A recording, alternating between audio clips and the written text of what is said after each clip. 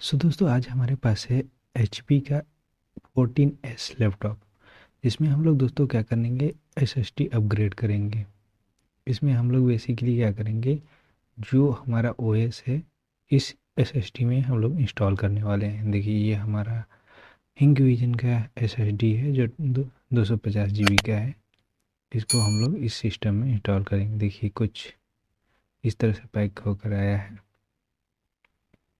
5 year warranty के साथ। दोस्तों ये हमारा SSD मिला है, इसको हम लोग इंस्टॉल करते हैं। सबसे पहले क्या करेंगे, इसको साइड में रखते हैं और लैपटॉप को ओपन कर लेते हैं। इसके बैक पैनल से इसे ओपन करेंगे। हमें एक और टूल की आवश्यकता पड़ेगी जिससे हम लोग दोस्तों इसे पट्टी को हटाएंगे और यहीं पे हमारा स्क्रू मिल जाएगा जिससे हमें इसे खोल सकते हैं। दोनों पट्टियों को रिमूव कर लेंगे आराम से।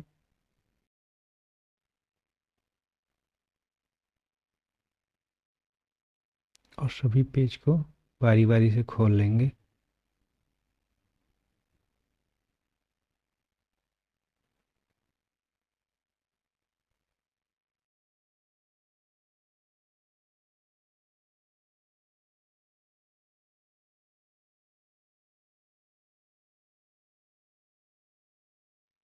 दोस्तों इस तरह का टी टाइप का टूल लेते हैं और इसे हम लोग साइड से अनलॉक कर देते हैं ताकि खोल सके।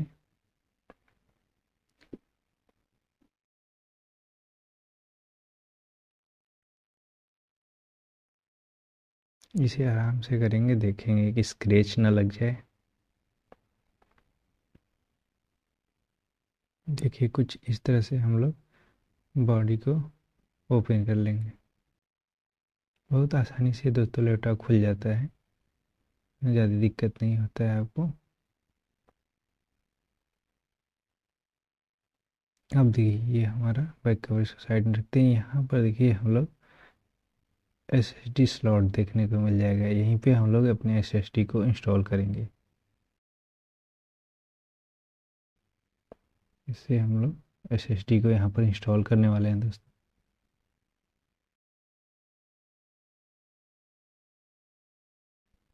तो देखिए यहाँ पर एक पेज देखने को मिल जाएगा। इस पेज को सबसे पहले हमें खोलना होगा। देखिए खुल गया। SSD को बहुत आराम से अब यहाँ पे इंसर्ट कर लेंगे आराम से। दोस्तों यहाँ पर स्क्रू ड्राइवर से स्क्रू को कस लेंगे। बहुत ध्यान से करेंगे, कहीं किसी कंपोनेंट में टच नहीं होना चाहिए, ना शॉर्ट भी हो सकता है दोस्तों।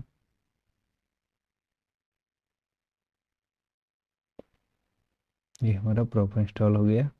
दोस्तों जिस तरह से आप इसके बॉडी को ओपन किए थे आप उसी तरह से इसको बंद कर लेंगे।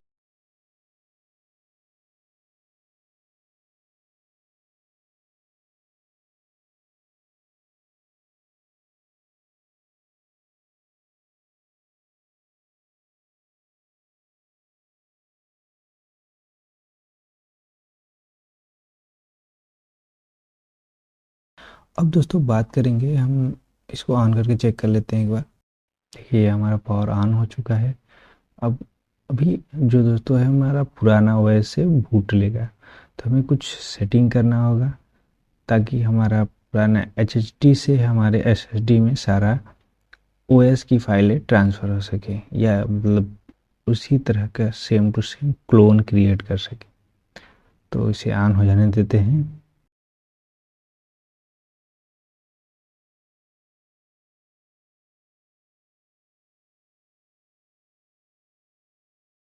देखिए दोस्तों ये हमारा सिस्टम ऑन हो चुका है। अब चलते हैं अपने स्क्रीन में और यहाँ पर देखिए हमें गूगल क्रोम देखने के लिए मिल जाएगा। इसको ओपन करते हैं और हम उस सॉफ्टवेयर को डाउनलोड करते हैं। दोस्तों डाउनलोड करने का लिंक जो है हम अपने डिस्क्रिप्शन में दे देंगे, आप वहाँ से डायरेक्ट ब्राउज करके डाउनलोड कर सकते हैं। AOMEI और सर्च करते हैं।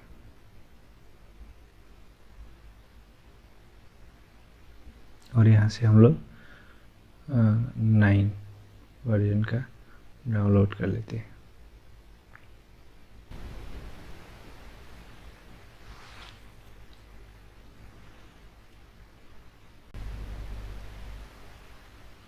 तो क्लिक हियर पे क्लिक करके हम डाउनलोड कर लेंगे। इसके जो डाउनलोडिंग लिंक है उसको हमने डिस्क्रिप्शन में दे देंगे, आप डायरेक्ट क्लिक करके इस पेज पे चले आएंगे।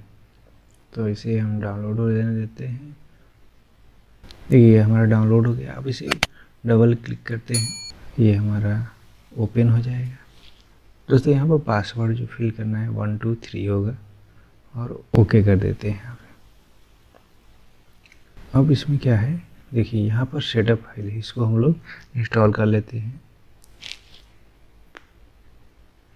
इसको इंस्टॉल ये सभी पेन क्लोज कर लेते हैं, बाकी सभी ब्राउज़र को ओके करते हैं और इंस्टॉल नाउ पर क्लिक करते हैं। इंस्टॉलेशन स्टार्ट हो गया।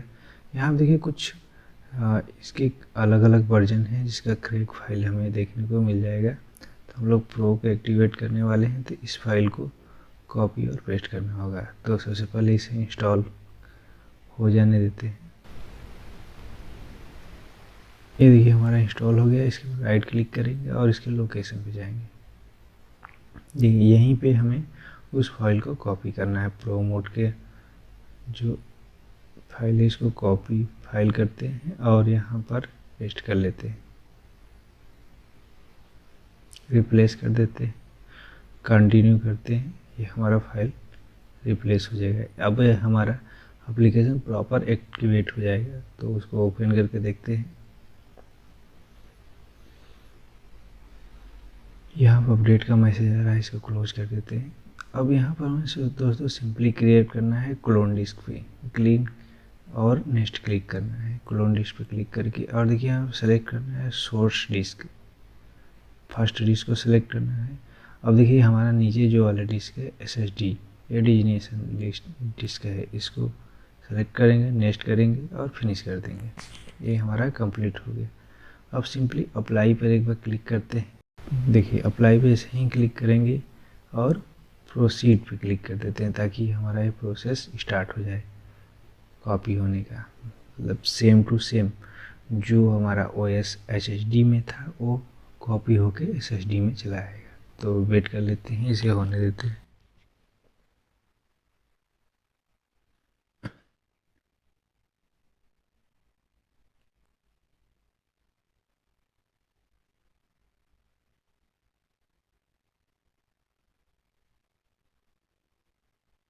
देखिए यहाँ पर कुछ फॉर्मेट करने का अगर इसको इग्नोर करते हैं, इससे कोई इशू नहीं है, इसे होने देते हैं।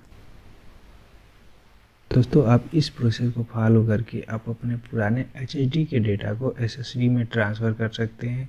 आपको अपने सिस्टम को फॉर्मेट भी नहीं करना पड़ेगा और आपका सिस्टम फास्ट भी हो जाएगा।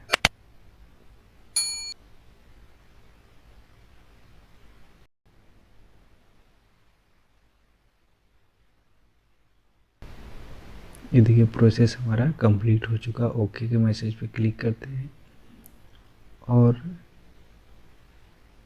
देखिए हमारा सेम टू सेम डिस्क हमारा डिस्क 1 में भी बन गया, सेम टू सेम पार्टीशन। इसे अब क्लोज करते हैं। दोस्तों एक चीज़ और ध्यान देना है, अब हम सिस्टम को शट डाउन करने वाले हैं।